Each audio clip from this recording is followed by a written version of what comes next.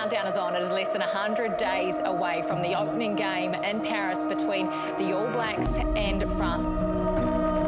This is when the All Black selectors start watching. Can the All Blacks take two power wingers to the World Cup? Right now, I don't think there's room for both of them. Spectacular finish! Justin Marshall said he would be very surprised if Cam Roigard isn't in a different coloured jersey at the end of the year. Really hear that? He is knocking on the door for a start. It's a competition around the 10, but you've got world-class 10s that anyone across the globe would want to pick.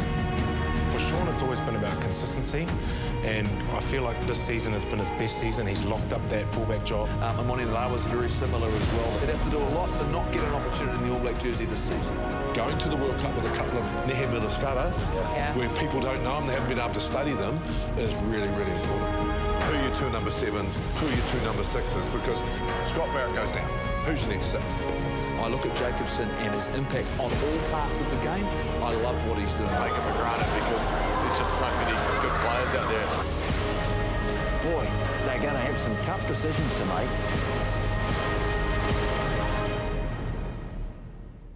Some things never happen. Some things only ever happen once, like getting named in an All Black team. Tonight here, live on The Breakdown, the first All Black squad for 2023. It's time now to go to the Te Awamutu Sports Rugby Club, the home of Ian Foster and his rugby, and hear that first All Black squad for this year. Tēnā koutou katoa, kei aku nui, kei aku rahi. Tēnā hoki koutou I te kingitanga e whakanui ana te rā whānau o kingi koroki I te paukai o Pōhara. Kia ora tātou. I am delighted to announce that the All Black squad for the 2023 Lipovitan-D Rugby Championship series in alphabetical order is as follows. Beauden Barrett, Blues and Taranaki. Geordie Barrett, Hurricanes and Taranaki. Scott Barrett, Crusaders and Taranaki. Sam Kane, All Blacks captain, Chiefs and Bay of Plenty. Finlay Christie, Blues and Tasman. Caleb Clark, Blues and Auckland. Dane Coles, Hurricanes and Wellington. Ethan de Groot, Highlanders and Southland. Braden Enor, Crusaders and Canterbury. Lester Whainga Anuku, Crusaders and Tasman. Samapeni Finau, Chiefs and Waikato. Shannon Frizzell, Highlanders and Tasman. Rico Ioane, Blues and Auckland. Luke Jacobson, Chiefs and Waikato. Will Jordan, Crusaders and Tasman. Nepo Laulala, Blues and Counties Manukau. Anton Leonard Brown, Chiefs and Waikato. Tyrell Lomax, Hurricanes and Tasman. Josh Lord, Chiefs and Taranaki. Damien McKenzie, Chiefs and Waikato. Dallas McLeod, Crusaders and Canterbury. Richie Moonga, Crusaders and Canterbury. Emoni Narawa, Chiefs and Bay of Plenty. Fletcher Newell, Crusaders and Canterbury. Dalton Papali'i, Blues and Counties Manukau. Brodie Retallick, Chiefs and Hawke's Bay. Cameron Roigard, Hurricanes and Counties Manukau. Adi Savia, Hurricanes and Wellington. Aaron Smith, Highlanders and Manawatu. Samisoni Tokiaho, Chiefs and Waikato. Cody Taylor, Crusaders and Canterbury. Mark Telea, Blues and North Harbour. Ofa Tuungafasi, Blues and Northland. Tupō Vai, Chiefs and Taranaki. Samuel Whitelock, Crusaders and Canterbury. Tamaiti Williams, Crusaders and Canterbury. In addition to those 36 named, Sean Stevenson from the Chiefs and North Harbour has been selected as injury cover and will assemble with the team. Congratulations to all those selected, especially the 5 new caps. I'll now pass back to the studio. Thank you very much, Dame Patsy Reddy there. Congratulations. Yes, we reflect that. Congratulations to those 36 men just named in their first All Black squad for 2023. What a moment. And when we look at that squad, Jeff, I'll start with you. What's your initial... Oh, he's doing this with his fingers. What is your initial reaction, thoughts on that squad for the Rugby Championship? Well, clearly I'm excited for the new players that have been named in the All Blacks for the very first time, but also the fact that Mills, KT, Laura, they have rewarded form. Guys who have stood up in Super Rugby, who are playing outstandingly well. And I think over the last weekend, over the last 2 days, some guys in this list have played their way into an All Black squad, which I'm excited about, which means we might see something not necessarily different in terms of the way they play, but the possibilities going forward. Yeah, absolutely. And I think, firstly, congratulations to those 5 new caps. I think it's a wonderful moment, not just for them, but also for their families as well, hearing their names called out. And for some guys like the Braden Ennors that have come back into it after horrific injuries, you know. So, yeah, form has been great. It's a really strong looking side. So I'm really looking forward to sort of the next part of it, and also the Rugby Championship and the, I suppose, what we sort of dissect in the next few weeks. KT. Yeah, I think, obviously it's exciting because some lives have just changed. For the better. It's amazing for them, like you spoke about, those young guys. Some guys have given some opportunities back in the squad to see how they react, and I suppose a couple of guys might be there under necessity, and then some other guys get opportunities. I mean, come back from injury. But I like the balance of the squad. There's been some brave decisions by these guys we're just about to go to. Yeah, well, let's cross now back to Ian Foster, who's going to tell us more about his squad. It's always a tough job picking this team. Every All Black squad has always been required a whole lot of conversations. I'd like to thank Jason and Joe, particularly for their work, but also Scott, Greg and Straws for their contribution as fellow coaches. Like I said, every All Black squad has some great stories to it. It's also tough on some people who miss out, but we're incredibly excited with this group. There's a nice blend of existing players, but also some new players who we feel have really earned their opportunity to be named today. It's a team that we want to go into this Rugby Championship with a lot of confidence. We think it's vital, the championship for this group to really grow its game, to get our game ready so that when we go to and hit France at the World Cup, that we're excited, confident and really set to go into that game 1 against France. So it's a vital time for us. I'd really like to congratulate Sam Cane for the captaincy. We've got a lot of faith in him, a lot of belief in Sam as a leader, as a player. He's had a couple of disrupted years, but it's fantastic to see him back with a smile on his face and leading and playing to the level that he is. So delighted to have Sam in that space. Also like to say a special congratulations to the 5 new caps, to Mighty, Samapeni, Cameron, Dallas and Amoni. It's a very special time for them, for their families, and I'm sure there's people around them that will be incredibly proud of tonight and what they've achieved as people. So well done, you 5. And also a mention to Sean, who's also been named as a replacement for Mark Talia, who's got an injury that'll keep him out for 2 or 3 weeks. And so we're bringing Sean in, and again, thoroughly deserved, and he should be proud of his achievement. Finally, just a big thanks to TMU Sports for having us. It's pretty special for an All Black team to get out into the community, to grassroots, and this is where we want to connect as a team. We know where we're from, and we want to represent our country right across the breadth. And as we go forward into the Rugby Championship and the World Cup, we want to feel that support of the community behind us. So big appreciation to this club. Thank you. I imagine some feelings of relief there to finally have that team out there announced the first of 2023. It's a tough decision. Then you have to sit down. You've got all those talented rugby players you've got to go through. And he mentioned the families who will have supported those individual players so well throughout. So thinking of all of you at home, especially for those 5 new players, there'll be, well, I imagine a few tears, but that's just me. I'm a bit of a cry. So Mills, when we look at that team, one name sticks out for me for multiple reasons, but the Canterbury fan in me, Dallas McLeod.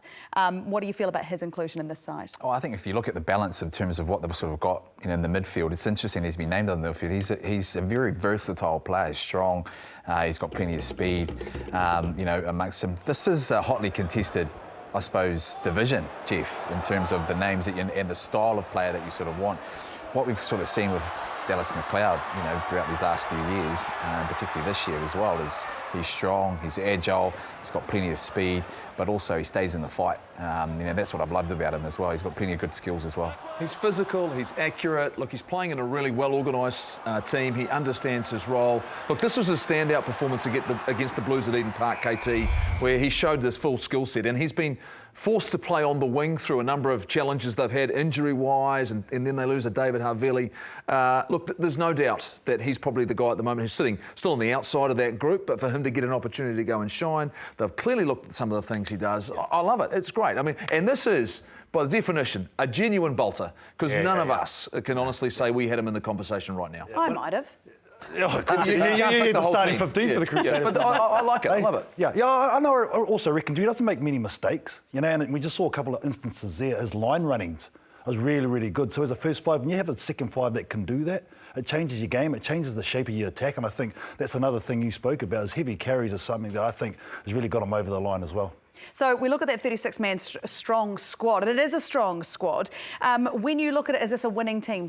Of course it is. It's the All Blacks. No, but what I look at is the fact that now they've got some options and have other players step up. When you think about that new blood, Tamaiti Williams, the fact he can play both sides of the scrum, they're looking for some new blood up front. They got that. I'm interested in some guys, Mills as well, that have been named that are clearly haven't played any rugby. Fletcher Newell's one of those. Sam Whitelock is under an injury cloud, but that may be a little bit more positive than we'd previously heard. So you start throwing in that in the conversation, Sammy Penny-Finau, it gives them options. I love it. I look at this group. The big thing is now is who's the first 23? And let's get to that. And there's a lot of things to go under the bridge. But I think some guys, for me, I say once again, some guys on Friday and Saturday confirmed they needed to be written in pen. Not in pencil, in pen. I think it's impressive. Yeah, 100%. I like the balance of it, because what we sort of got last year in terms, particularly when you look at the forward pack, you know, up front with the Groot and Lomax, they really stood out. It's really young blood. You know, there's a sort of a mix of that, but a lot of experience amongst the squads. It's a really nice-looking, strong squad. But that's it. The 23, for me, you know, who plays, who gets an opportunity, because it's still a big squad. It is a very big squad. We're going to head back now to the man himself, Ian Foster, who is with Kirsty. Thanks very much. Yes, Ian Foster, congratulations to get that one out there, the first squad of the year. You had a live audience as well who were umming and ahhing and oohing. What excites you most about this squad? I love the blend. I think, you know, we've got a lot of sort of experienced players who know what it is to go to get ready for a World Cup, get ready for Test matches. We've got a group that's been through some adversity and built a lot of character last year, and we've got a really nice blend of some young players who I think have played their way in through this year's Super Rugby campaign. And, you know, and they bring a different ingredient into the group. They bring a bit of excitement, a bit of a challenge, and the Rugby Championship is going to be vital for us to see where they're at and to see how that looks when we narrow it down to 33. Let's touch on some of those exciting youngsters. A lot of them have been talked about all year, but Dallas McLeod was someone that came out of the blue. What did you see in Dallas? Yeah, well, we see Dallas primarily being a midfielder, and you know, I think probably 12 would be, and it's an area that, you know, with Davey and Quinn on the injured list, it's a chance for us to have a look at him there. But his versatility, I thought he's played really well on the wing. It's probably been a selection by necessity down there, but it's you know, he's fast, he's strong, he's courageous under the ball. He's a great chaser of the ball, and I guess his versatility is going to be critical for us. So, you know, we've got a chance in a slightly bigger squad to bring him in and see where it goes. Sean Stevenson has been named as an injury replacement right now for Mark Telea. A lot of people will be asking at home, what does he have to do to make it into your Rugby World Cup 33? What is it more that you want to see? Yeah, well, he'll find that out when he comes in. You know, we've got pretty specific job, you know, requirements, and, you know, on both sides of the ball. He's certainly in the attack side. He's proven to be outstanding, and he should be very proud of his year.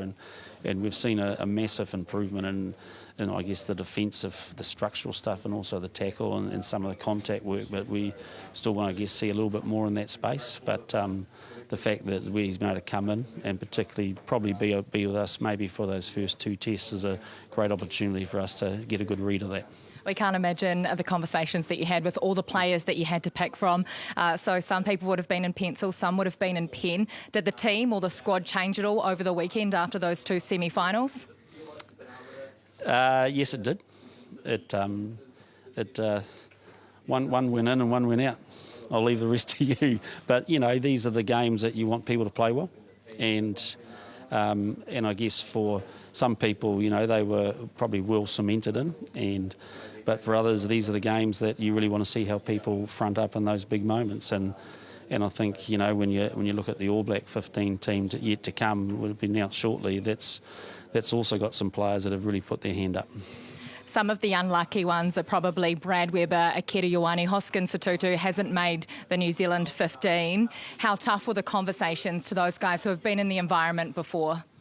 Yeah, look, they're tough, and there's still a couple that I've left texts and messages and haven't heard back from, which hurts a bit. But look, they're never nice, and you know, good men playing hard. They've got a dream, and I guess this is a temporary setback in some ways. But the challenge is that history's full of players who have missed out on a squad and yet come back strong and force their way into a World Cup, and be it in the initial squad or as a replacement. So the door's very much open. Now tell us about a couple of those injuries. Mark Talair, how bad is he? And Sam Whitelock, do you expect him to play in the final this weekend? Well, we're waiting to see on Sam Whitelock. We certainly wouldn't expect him to play based on the medical data that we've got with his Achilles. And Mark Talair is very much... we're not totally sure yet, but it looks like it's a knee strain and probably 3 to 4 weeks. You must be excited. Fozzie, you're back home, your home club, Te Awamutu Sports. This is a Rugby World Cup year, and you've just given us the first taster into what we've got to look forward to. Oh, incredibly, you know, and I think, you know, where we finished last year, and, you know, it was a heck of a year, wasn't it? But, you know, we stayed strong, we grew.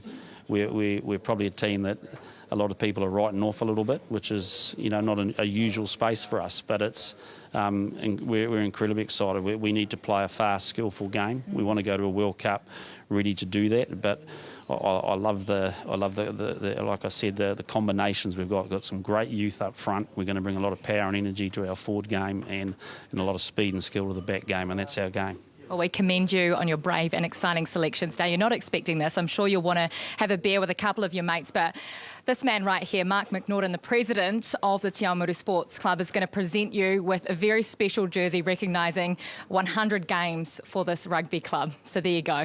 Oh, very good. That is a surprise. Thank you very much. Congratulations, Ian, and good luck is what would I like to say, and thanks very much for bringing this to Te Awamutu Sports.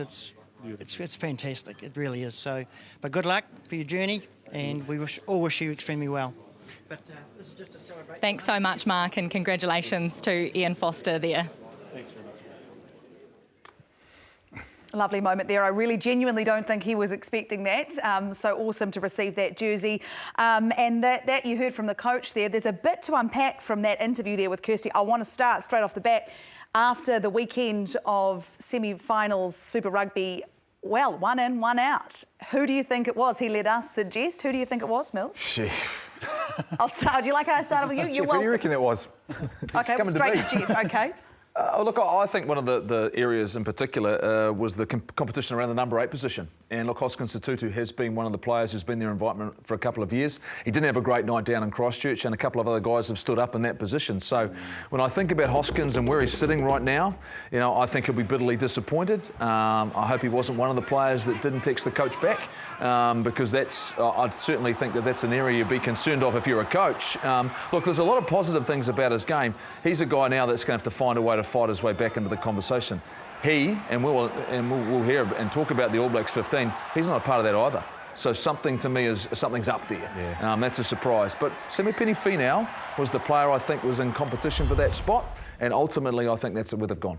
KT, what do you think? Do you agree with that? Yeah, totally. Totally, I do. You know, and when the squad come out and we're listening for that, that's one thing that's really stood out for me. You know, you sort of talk about Semipeni Finau. There was whispers about him during the season, but I think also Luke Jacobson, the heat that he has put on at number 8 in particular is undeniable. You know, so the way he's gone in conjunction with Hoskins' dip in form, I think might be there or thereabouts, you know. Sammy Penny brings something different. So he brings youth and enthusiasm. So you can, when you're sitting there and you go, okay, well, you bring out there's no real sort of risk. He's had a really good season. When you're looking at big time moments, and we compared, Sotutu or Jacobson, for instance, you look at big games, big game on Friday night, big game on Saturday, and then you sort of start comparing sort of how they sort of react to that. The game in Hamilton, to me, it's a hard-fought matchup. You've got to stay within discipline to stay within the game plan, because anything can kind of happen. And I suppose that's probably what Fozzie's talking about. That's the level down now from Test match footy, in terms of the pressure, in terms of decision making, not getting too loose, making really good decisions, and also the mental side of it. Making sure that you're turning up. And I guess, when you're looking at these two guys and comparing that, Luke Jacobson can cover all the positions as well, where Hoskins is probably an out-and-out 8. And that's probably the balance in terms of, why he possibly, got ahead of them. Oh, I think also, you heard Fozzie say he wants his forwards to be tough. I'm not saying Hoskins isn't tough, but like to your point, Sammy Penny-Finau, the way he carries the ball into contact is tough. And I think he's been a big part of why the Chiefs have got up the last couple of weekends against some pretty tough opposition in the Australians. He used the word he want power and energy. And is this a side that's going to bring that to Fozzie's team, do you think? Well, they have to be relentless. And I think they'll get that with this group. And they're going to have to get that if you're going to compete with the likes of France and Ireland and South Africa, because those are the immediate threats, because that's the challenge we have in front of us straight away. So, of course, we've got Australia to compete with in the Bledisloe Cup, and you never take that for granted. And there's a challenge with Argentina. It's all right there. But I love this is the fact that they recognise exactly what it is they need, and they've gone out and they've selected that. And that's why I think Luke Jacobson, I think he's in direct competition with Ethan Blackadder. Ethan Blackadder lasted 5 minutes, unfortunately. He's going to be out for a little bit longer. To me, this guy has earned the right to get another opportunity in the All Black jersey. I'm impressed with his season so far. Look, he can play all three positions, Mills. I mean, I think you reward teams for their endeavour, the way that they play. This is a sort of skill set. I love it. I really do. There's some guys in here who've just earned the right. Well, fast and skillful is what Fozzie said. That's the game. We've gone right back to our strengths. So when you talk about the French and the Irish and how they've sort of been dominated, dominating world rugby in the last couple of years, that sort of those pictures here showed a little bit of skill, and that's in the heat of the battle, heat of the finals football, when you have to come out your own 22, you sight, you see, you execute in terms of, if you lose that ball or you don't execute, chances are the Brumbies pick up and you're down the other end. And so it's the hard stuff, like you're talking about, being mentally hard, mentally composed, but also disciplined enough to know that, hey, don't get too loose. We need to remember that there are quite a few on the injury list who, didn't get picked, obviously, because of the injuries. One of those that was injured was Talia, and so Sean Stevenson makes his way into the All Blacks 36 squad sort of through injury. How do you feel about that, KT? Well, he's got an opportunity, and that's what he's been given. So it's up to Sean Stevenson now, who's worked so hard and shown consistency this year that he's up to the task. He has to prove to these selectors, prove to this All Black team that he has got the goods, in particular spots that Fozzie spoke about on the defensive side of the ball. The hardest thing from KT Mills is the fact that, realistically, I think he's an out-and-out fullback at that international level right now. The balance, he can play on the wing. When you've got guys the likes of a Bowden Barrett, Damien McKenzie, Geordie Barrett, Will Jordan in front of you in the 15 position, I'm just not sure there was enough room to get in the initial 36. And even with the way Fozzie talked about Dallas McLeod, you get the sense it's just to come in and have a look at them. I'm not sure they're going to play in the first game. They're not going to be part of that. But with Sean Stevenson, he's actually got one more week. And that's in a final, right, against the Crusaders. Yeah. And his standing and his stock can rise even more if he goes out and delivers once again. So you're almost getting another look at him again, which is great. But Fozzie spoke about it. He said one guy this weekend come in because of the way he played. So that's what he has, like you said, that one game, 100%. And I guess it's a different mentality when you're Sean Stevenson now, because you're going into the environment trying to absorb as much as you can out of it. You have a really good attitude, because you just don't know what the coaches are actually looking for. It's more the experience of being in there. They'll look at him this week, can he step up to that? He'll go into the environment. He might not necessarily play, but something could actually happen in terms of, there's could be injuries that come up, and then they really like the attitude of what he's sort of, bringing. He could actually pick up a spot that might be a wing. It might not be a fullback position. It might be, hey, well, you go we're going to train this movie. I want you to go out there and practice it. And the more he gets stuff like that, and off the sort of the games, the better the coaches will go, actually, these are the things we weren't quite sure about him. He might actually sneak himself in. So how closely is Fozzie watching this weekend? Sean Stevenson's obviously got still one game. Fozzie talked about the importance of big moments and watching what players do in those big moments. So how much specifically will they be watching what Sean Stevenson does in that final? Oh, they'll be watching a lot. It'd be a good chance for him to stay in game. But I think the other thing they'll be watching is hopefully no one gets injured. You know, touch wood. And, you know, another guy that he's just mentioned is Sam Whitelock. You know, I mean, he's under a massive injury cloud. You know, what do they kind of do there? But in terms of guys like Sean Stevenson, he'll be watching to make little wee things that he'll do. Can he get up again for another big moment? This is a knockout game. Yeah. That's what the final of Super Rugby is. And so when all of a sudden you're looking at Lester Whanganuku, you look at Amoni Narawa, all the guys who have just been given their opportunity 2 weeks later in an All Black environment, a week later they'll assemble, they'll watch this game, and I'll tell you what, they'll be taking really close eyes on all of the performers, all the guys they've just named, because all of a sudden the eyes are actually on them and going, oh, you've just been given an opportunity, so what are you going to take in this game? So it's almost to me like a trial for some positions. Wonga, McKenzie, I mean, it's going to be all on in so many different positions. I will say this, really stoked for Braden Ennor, because I think he might have, we took one in, one out, I think he might have been a guy who was sitting, but he needed one big performance, and he did it on the weekend against what? The incumbent All Black centre Enrico Ioane. So the conversation, I think, has changed about where Braden Ennor fits right now. Always liked his ability. It was nice to see him deliver on the biggest stage, KT. Yeah, and the thing is, too, he's had some consistent football for once, you know. He's had a string of games together. He's always had the talent. It's never been in question, you know, but it's always been the injuries that has been something against, you know, stopped his development. So I think this year he's had that consistency, and now he's actually playing some decent football at the right end of the season. Another hotly contested position is the halfback position. How do we feel about Cam Roygaard? Now here we go. I'll start with you. Why are you coming to me? Why are you coming to me? No, the reason I talk about, I'll give it to you first, because Cam Roygaard, worked on a lot of the Hurricanes games with you this year, and it was a player's name that constantly came up. He took his opportunities, and so much so he's just been named in a 36-man All Black squad. Well, why was Folau Fakatava picked for the All Blacks? Because he was something different. Cam Roygaard exactly fits that mould. The fact we know that Aaron Smith, Finn Christie and Brad Weber are similar type players. Different in subtle ways, but none of those three play like Cam Roygaard. He does a lot of this. He runs with the ball mills, he attacks the line, he's physical, you know, he's a bigger frame, he's certainly got plenty of speed. You know, like ultimately I look at Cam Roygaard and go, I think this is the right selection. Very hard though on a Brad Weber. Yeah, has he been hard done by Mills? I think Brad is a very good player, but what we do know about Brad is what happened last year. He wasn't named in the side. They know what Brad can do. What they're wanting to try and establish is, can Cam Roygaard, you know, is he that mould that they want in that? And so when you look at there's effectively 5 halfbacks, right? You know, Fakatava and Webby will be in the 15, All Blacks 15. They'll still get an opportunity to play. It's the makeup of that third position, probably even the second. So where does Cam Roygaard play? When does he play? Is it that first test in Argentina where if he comes off the bench, or do they start him to say, well, let's test him out there and see what he can do under test match footy pressure? And they know what the other guys can do. I think you're right. Yeah. What can the halfback bring that's different? That's not just going to have the speed of the pass like Aaron Smith do, you know, snipe around the corners, bring big moments that Fakatava can do to win games. That's what they're kind of looking for, something different. And I think Fakatava goes and just plays some football with the All Blacks 15. He just needs runs under the belt. And I think all those other halfbacks have been in the All Black environment. Roygaard hasn't, so this is the opportunity that All Blacks want to see him. They have to do it right now to see what he's got, to the point that you're making. And he's got a massive left foot boot, you know, so that's another, I suppose, difference that he has from the other ones.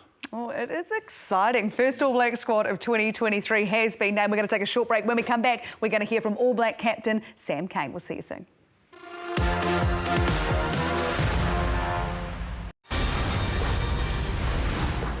That's what the All Blacks coaches will be looking for ahead of France this year. Tamaiti Williams. They pick up and they score the try. Keeps it in. Now this time he says enough kicking. I'm going to run. Oh, he runs straight into a big shoulder of Sammy Penny, feet out. Fakatava looks the puck in the inside, and Roygaard goes off on a run. Now, has he got the pace? I reckon he has, Cam Roygaard. And he scores. Roygaard the try. Wow, what a try. But now McLeod, who's looked really strong in midfield, breaking tackles. McLeod comes down just short. McKenzie sends it wide, and now it could open up here for Narawa. Chased across, but he's got pace to burn. Oh, that's a great try. Emoni Narawa for the Chiefs. It doesn't get any better than that.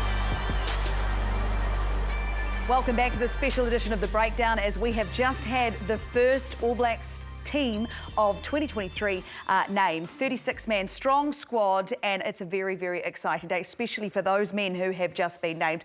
You'll have a look, if you've just joined us there, at the names here. Jeff, when you were playing, when you first found out, like some of these, the 5 new names here on the list, what was that feeling like? Describe it for us. I was shocked, to be fair, when I got named, because you know, it happened a little bit out of the blue. I'd only just started playing NPC rugby, and it was in 1993, and I was only a young man, so it took me a while for it to sink in.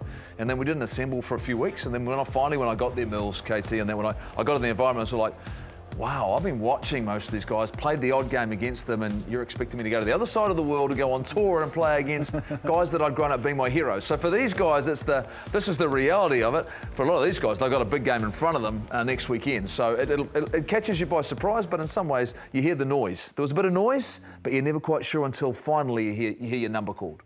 Mills, do you remember the moment you got... No? I'll just say quickly, it doesn't help being a Wilson.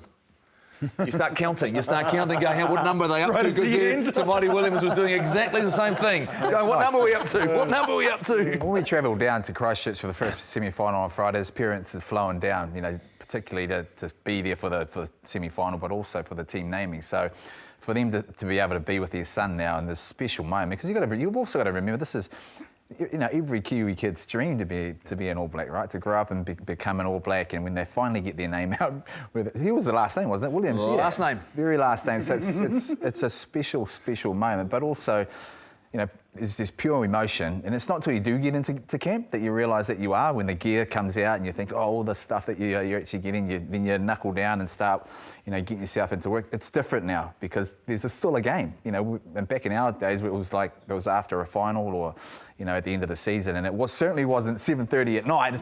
It was lunchtime. So they've had a long time to wait, but I'm sure there's some, you know, real proud families out there, proud moments, and you know, the next couple of weeks we'll hear a lot from a lot of those new, 5 new caps, which I'm looking forward to hearing from. Yeah, really exciting night for the families as well. Mums and dads who've done all that driving around to rugby practice and the washing, who knows what else. I know someone knows all too well about that. Well, his mum particularly, Sam Cane, the All Black captain. He's with Kirsty. Sam Cane, congratulations. I know that it's never a given, even though we all expected it. What was it like when you first looked at that sheet and you saw the names written down for the All Black squad this year? Yeah, thank you. I think you guys might have captured some footage as I'd come in. Matt passed the team sheet over. Yeah, exciting to see the squad that they've picked. A lot of, I think the new guys are ones that we've all watched and thought, man, they've had an outstanding Super Rugby season. You also look through and think of who's missed out. But I suppose that's the nature of an All Black side, is that there's always so many good players vying for positions, and that's just the way it goes. But in terms of the squad and the balance, it's pretty exciting. It's sort of, now that we've got to get ready for a Super Rugby final, but you sort of look ahead and think, man, I can't wait to get back in the ABs. Yep, you've got the All Blacks hat on, you've got the Chiefs hat on. Is your group chat on WhatsApp blowing up with Emoni Narawa and Sammy Penifina both being named? And, I mean, what have you seen in training that we haven't seen? Have we seen the best of these guys yet? Yeah, the group chat's blowing up. My phone's, you can feel it vibrating in your pocket. So obviously the team will be stoked for those guys. What do they show at training? They're both guys who have are exceptional athletes. They're both seriously fast. They've got X factor. They can do stuff on the field that most of us can only dream of. And they're smart rugby players, and they just play with a lot of confidence. So yeah, really happy for them, and hopefully they can have a big one for the Chiefs this weekend. Sam, All Blacks captain, our first Rugby World Cup as captain of this team, although it is your third. I mean, what did you learn from the previous two, being part of that leadership from guys like Kieran Reid and Richie McCaw, about what's important? Yeah, it's a good question. I think the first one, I think I was 23 years old, you're sort of just along for the ride a little bit, in terms of you don't understand what's going on behind the scenes so much. Without doubt, though, there's a lot you learn when you can reflect and compare the two campaigns and what went well and what didn't, in terms of specifics. I don't really have anything for you just yet. But I think we've got a good chunk of our group, particularly the leadership group, who have been to a couple of those World Cups. We know what it's like to win one, and then we've had that heartbreak of losing one. So I think that puts us in pretty good space leading into this one. That, along with sort of the bit of adversity, I suppose, and then the challenges that we've had the last couple of seasons, I think time will tell, but I feel I'm very confident in the squad in terms of leadership, but also the squad as a whole. Can you dig into the last 12 months? We all know that it was challenging for the team, both on and off the field. What are the lessons that you'll take from last year? It's about, during those times, we just really had to narrow our focus and work out what was important. There's always...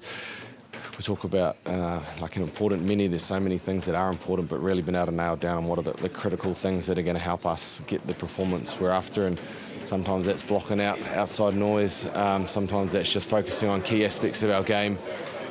So that was part of it, and part of it was just like staying tight as a group too. It's easy for the guys that are playing each week, but it's about making sure the whole squad's on board and I suppose sort of paddling their walker in the right direction, and we're all buying in. And I can hand on heart say that the sort of the tightness of the squad is really good.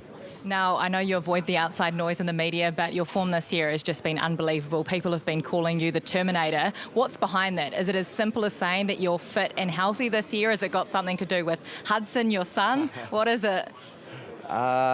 Look, I think, to be honest, a lot of it's just been doing fit and healthy.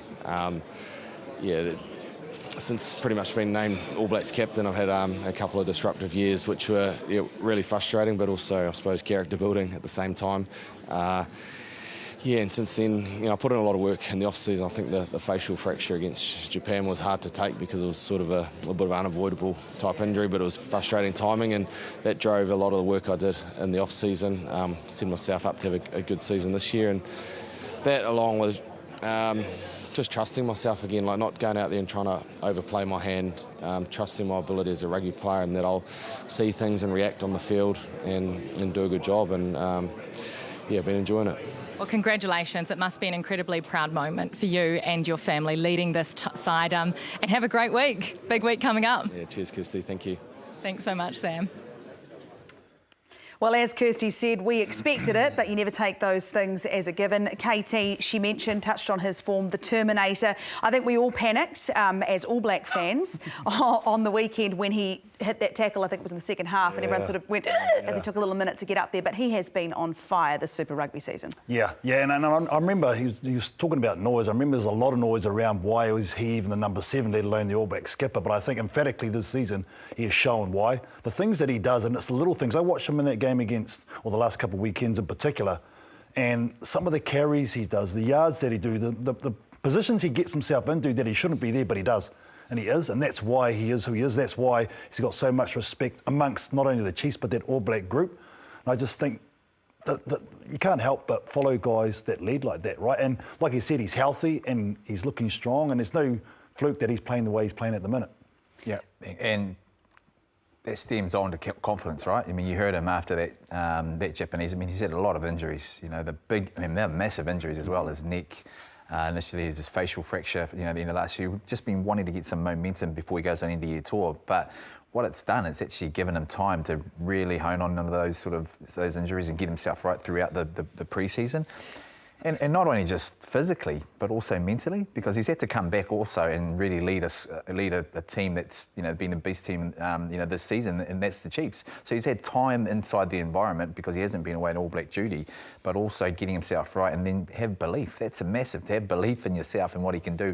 And the way he's performing, that's why he's the All Black captain. And Kirsty also touched on it, his son Hudson. Those are the types of things that add sort of balance to your life. And I guess when you're an athlete and your whole life is all about being an athlete, and well, not for me personally, obviously, but when you're the All Black captain, sometimes it would be hard to park the All Black captaincy and then go away and do other things. No, it doesn't go away. If you're the All Black captain. And what we need someone who is relentless in the drive for perfection and getting the best out of other players. And I believe Sam Cane is that person. And he's been through some adversity, through some challenges. The fight he's he's done to get himself back out on the field to play at the level he's playing. He is built for international rugby. That is what he's done. He's won the Cal Tremaine Trophy. He's been our best player. That's in recent seasons. So for me, people last year tried to hold him responsible for a whole lot of things he had nothing to do with. Nothing to do with. What he will do is sacrifice for the team if it needs to be sacrificed. To me, he is the All Black leader. These players will follow him, and now it's time to get in behind him and the coach to get them live here on the breakdown. Is great chatting about the future. I look at this. This was an easy decision for them. He's the man to lead the forward. You know what, though, before we just go on, like, everyone says, oh, you know, we should be picking on form and should be doing this, All Blacks should be doing that. That's what they've done. Exactly what they've done, you know, and this is a pretty hot form team that they've picked. They've got that mix as they spoke about. So I think that's the thing that we need to remember, and the coaches have been brave enough to do it in a World Cup year. It's massive. I want to ask then, because time heals a lot. And last year, you know, when we lost those test matches at home, Jeff, I mean, there was a lot going on. There was a lot of heat in terms of not just our team, it was the coaching, the whole coaching debacle. We've moved on from that. But you look at this team, having gone through all that adversity. Sam Cane's also mentioned some of them won World Cup, some of them haven't. Do you sense that we are now in a really, really strong position, and now it just sort of comes down to how are we going to play this game? He's said fast and, you know, and skillful. But having gone through all that, not being the best team in the world leading into this, are we in a strong position? We are. We are, because what I believe are the changes they made in terms of their coaching staff gave them a significant lift, and we saw them get that when Jason Ryan came in, Joe Schmidt that came in. So all of a sudden they came in, and you saw in particular areas of the game, we started to be more accurate and we started to dominate in certain parts of it, and it made our ability to play the way we wanted, I think, that little bit easier. I think now you add in some of this talent and some more time with the group and that coaching team, then all of a sudden I think we'll see those incremental lifts again. Once again, I think maybe people might be underestimating, but don't get me wrong, I have full respect. I'm excited now for this group, young players, full respect for what the rest of the world have done. We'll have to lift and be better. All right, well, let's cross back now to Kirsty, who has Jason Ryan. Thanks, team. Jason Ryan, congratulations. I can't imagine what the conversations were like between the three wise men, you yourself included. What was the hardest position to pick? Oh, look, I think they're all hard, to be honest. You know, like we obviously had a few conversations towards the end around the 9, and also, you know, probably a little bit around our 6. But I think that, you know, the conversations were robust. They were really, really deep, and they have to be. You know, like, you got to do your work as a selector. It's something Foxy said to me when I rung him after Christmas. He said, mate, you got to do the work, watch the footy, go to your live games, get on the computer, and then trust your gut and coach them. So we believe we've done that with this team. I know that you're the All Blacks coach, but you'll be stoked for Tamaiti Williams, who, of course, came down to the Crusaders. You had a couple of years coaching him and transforming him, really, from that number 8 to a prop. Yeah, he's a real, you know, great story, Tamaiti. You know, he's such a humble young man who's been given a talent that he probably didn't realise he had until, you know, he sort of tapped into it and had a few people that believed in him. I wasn't the only one. You know, there's a lot of things that he had to get right, and he's done that. And he's, you know, I think this year he's shown that he's had consistent game time for the Crusaders in both positions, and his career's trending up. And we need players that have got a point of difference that can change a game, and we believe he can do that. What a wonderful day for some of these players. You've named 36, 37 if you include Sean Stevenson for the Rugby Championship. Will all of those players get game time? Oh, look, we'll have a good look at them all at training and see how they come in, but, you know, they're there to be All Blacks, and that's what we want them to be. You know, like I've been impressed with all of those boys that are coming in. You know, we've got 20 forwards that are all going to compete against each other, and we'll be honest with them right from day one, exactly where they sit, they'll know, and we'll have one-on-ones and make sure we get them better. How many of these players playing in the final this weekend, because there are a lot in the Crusaders and Chiefs, will back up and play in Argentina, if any? Yeah, there'll be some, 100%. You know, like we've been impressed with their form. I think it's the two best teams. I think it'll be a hell of a contest, the final. I really do. Hopefully there's no injuries. It's the same with like a Samipeni Finau. Like his physical presence, I think, has been outstanding, and we need that as a 6. He'll really compete with Shannon. There's probably a game I said before that stood out for me on Samipeni was when the Chiefs lost to the Reds, and he was probably the only one that stood up in that pack. They had no Guzzler, no Simisoni, and no Sammy Kane, and then that was the time for me where I was like, this kid's ready, he's tough.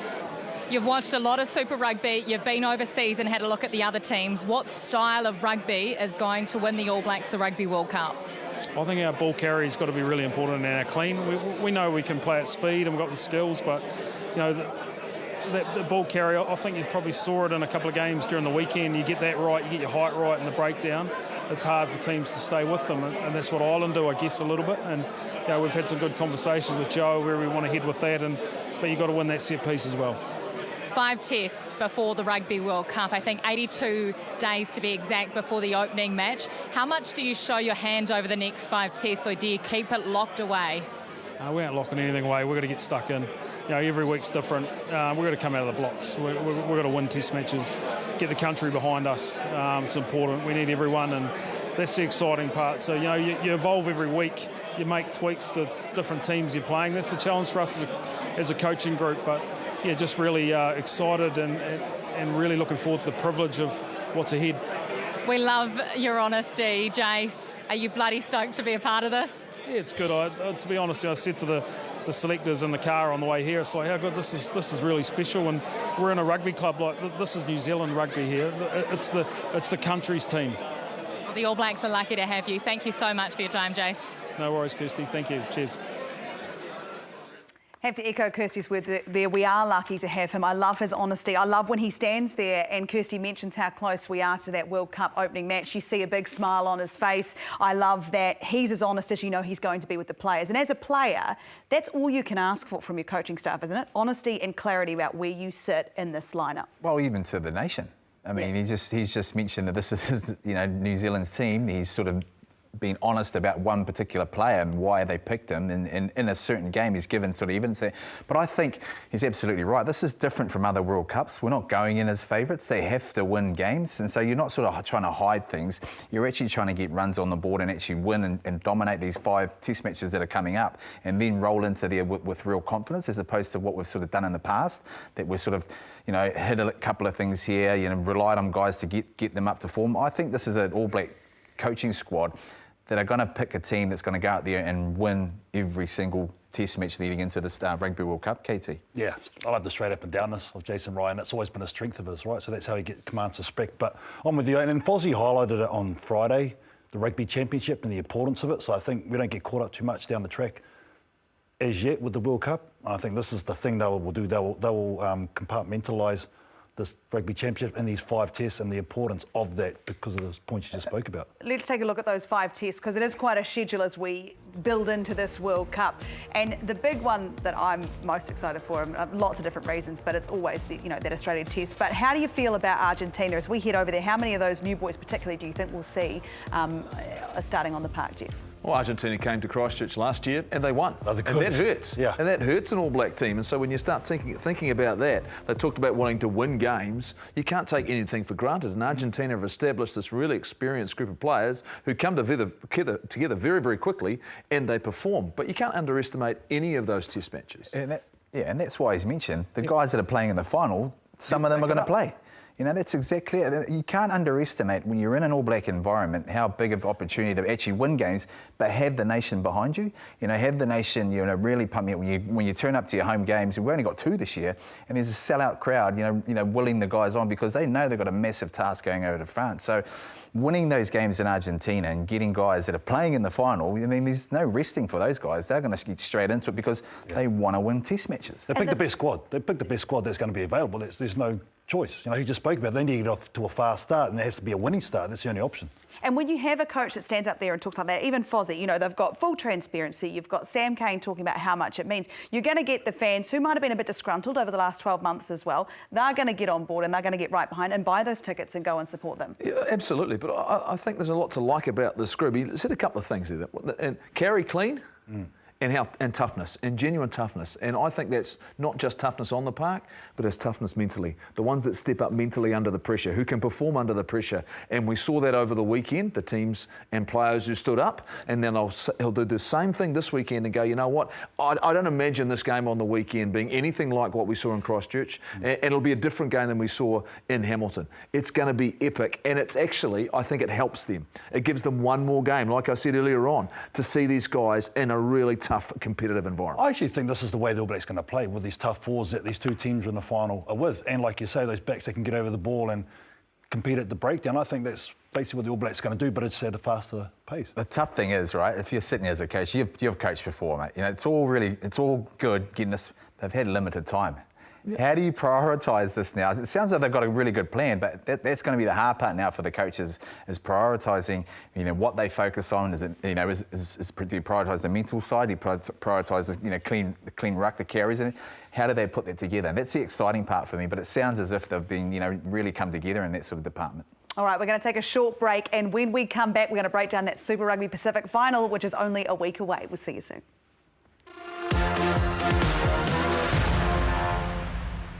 Yes, what a fascinating weekend of Super Rugby Pacific finals footy. And Super Rugby is brought to you, of course, by Lipovitan-D.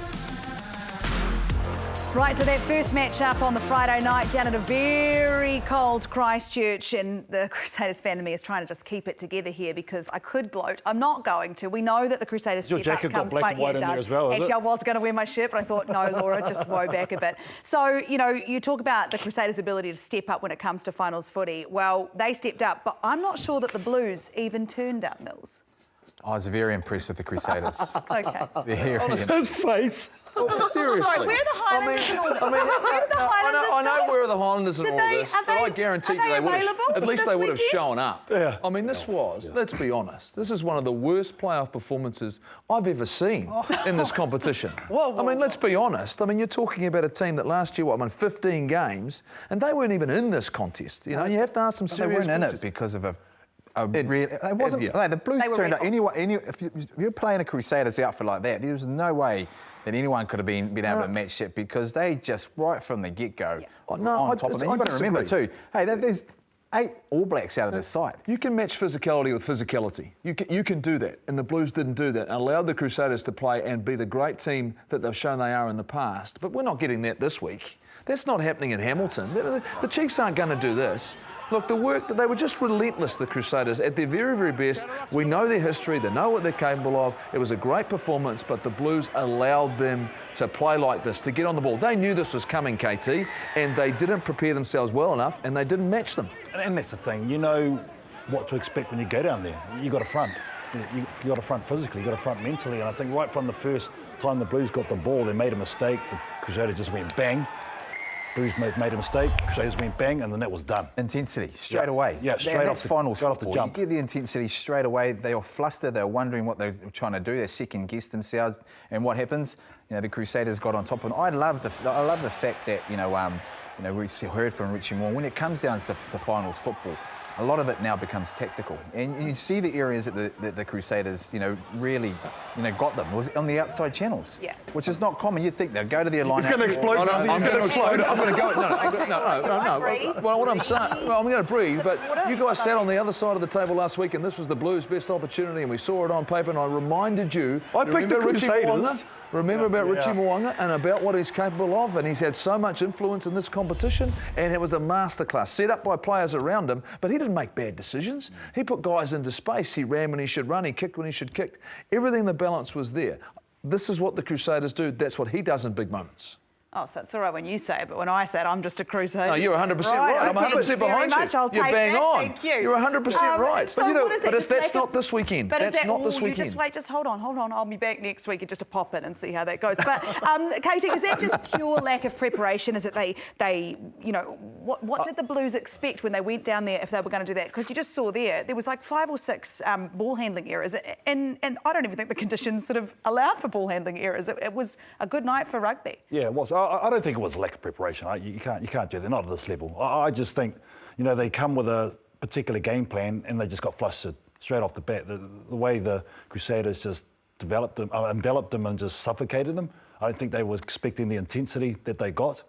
And by the time you try and catch up to that was way too late. But the thing I was going to say, it was the role players from the Crusaders that really stood out for me, the Talatuis, the Leo Willies. They were the ones that really made the difference, I think, in that game. And it just allowed all the superstars to go do their thing and jam.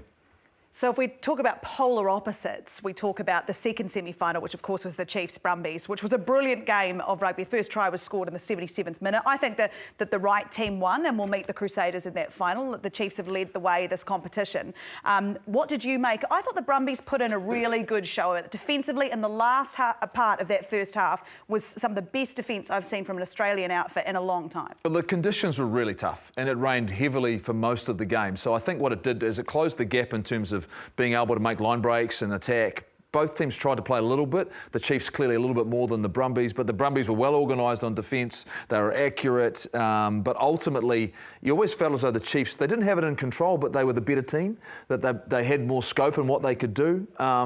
Look, I think we've got the right teams. The Chiefs were really impressive for me. I hope we get a good night. I really do. I hope we don't get that where it gets hard to play your game. Think about it. The last night's game took 27 odd minutes before we had the first knock on. Yeah. You know, and that sort of rain. So the intensity is going to be there. You know, you're right. We're not going to get the game that we had on Friday night because both sides will bring that intensity. The Chiefs, in my mind, they've probably had it. You know, sort of. They've got their game together and being able to play. I wouldn't say it's boring. Is probably not the right word, but really a disciplined game plan where you don't want to open things up. They've got the ability to open it up. The difference of the Blues is they're really disciplined now, the Chiefs, in terms of sticking to that and waiting for a moment to happen. And what happened? The moment happened in the 77th minute, and they took it. We have not seen that in a Chiefs outfit for probably 10 years since they last won the championship. I think the bullet point to that what you're saying, and Jason Wright mentioned it, was a Reds game where they tried to overplay too much and they thought they could just run around them. I thought that was the point. They thought, we have to actually earn the right to do that, and they've gone back to that, and that's what they've done the last couple of weeks in this finals football, and they've found a different way to win than they did during the season. And then teams, obviously, they preview that and they try and shut the switch down, and to a point they were able to do that. And the Chiefs know they can still play that game, but it's picking the time when to do that once they've established the middle of the park. Let's take a look at the Musashi power play, and of course Musashi you can get at Chemist Warehouse. Damian McKenzie, I mean, he is some player, Jim. He's been some player all year. To me, look, he's the Super Rugby Player of the Year right now. He's got one more game to prove it. I think he's been that influential. Look, the Chiefs knew when they signed him he was going to be a game changer for him. He's found some real balance in his game. Look, there's some times in some games he's got himself into trouble, Mills. He's run himself into trouble, but in terms of his game management, I thought it was perfect last night, given the conditions, his option taking along the ground and distance. He's got some help around him. It's nice to have wingers and fullbacks who can kick the ball a long way. Really, really helpful. But look, he had his moment, and all of a sudden he created something that ultimately got them the win. Well, and that's the thing. I mean, we've spoken about balance a lot this year, but also the adaptability of his team. So he's a guy that sort of, prepared to go backwards. And sometimes the other 14 are like, what are you actually doing? This Chiefs outfit know that sometimes he will go backwards and then they'll win a big moment. They'll get themselves ready for that. So the unpredictability isn't really that anymore amongst his team. I mean, Sam Cane went backwards a few times on the back of him passing it, but I think they've got a really nice balance in terms of how they play. And this matchup in itself, the old Gillette head-to-head here has never looked juicier. I just want to say, first five to have 100% tackle rate, far out. Man, especially the amount of traffic that goes down there, right? So that's 15, like you say, 15 for 15. Yeah.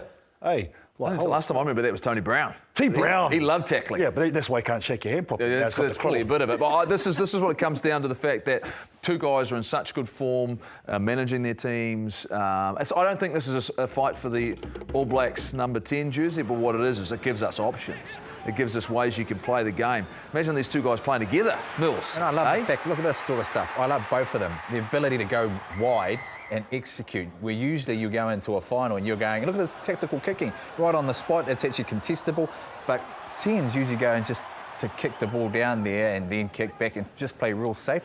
When the moments arise and they see it, they take it. And I think they're two very different number 10s as well. You know, they can still do the flash, but I think they're still very, very different. Richie doesn't go lateral as much. Just to say as well, the last 20 minutes of that game in Hamilton, he was at fullback. Josh Ioane had come on and moved to 10. He was very good. And Josh Ioane was great. But once again, then Damian McKenzie adjusted his game.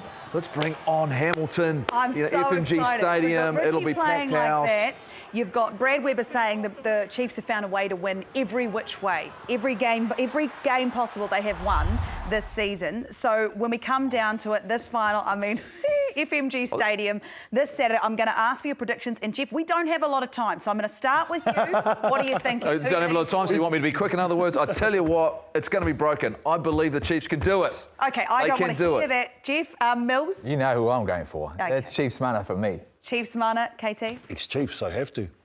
They're the goods. Unlucky you. It's only because you're here. It's just so we can. Right, make sure you join us for what will be a brilliant respect, Super Rugby Pacific final. Thank you so much for joining us tonight. Congratulations to those All Blacks, that 36-man squad. Thank you for joining us. We'll see you next week. Here we go. The final for Super Rugby Pacific 2023 is set. The Chiefs, it's been 10 years since their last title. And the Chiefs go back-to-back. Crusaders know this stage all too well. And the dynasty continues. Oh, how good. Oh, too good. And West Jordan is under the post. Couldn't get the ball. Has set this competition alight this year. And the Chiefs are into the final. The Chiefs versus the Crusaders. The road to glory starts now. Sean Stevenson scores! Gets the ball back inside, brilliant!